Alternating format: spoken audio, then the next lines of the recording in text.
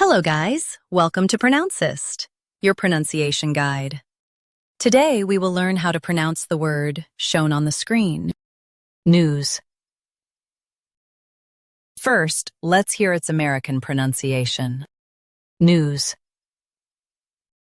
Now, read the syllables of U.S. pronunciation shown on the screen naturally. News, news, news, news. Now, let's focus on British pronunciation of this word. News.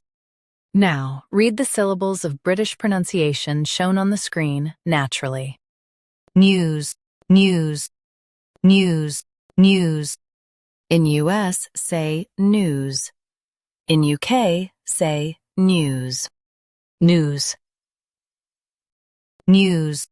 Practice repeatedly and you'll soon be able to say this word perfectly. The best way to practice is to repeat the syllable multiple times. The meaning of the word is current information. Try repeating this word several times to improve your pronunciation.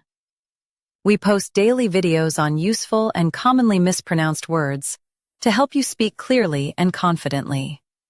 Like this video and subscribe to Pronouncist for more pronunciation guides. Thanks for watching us.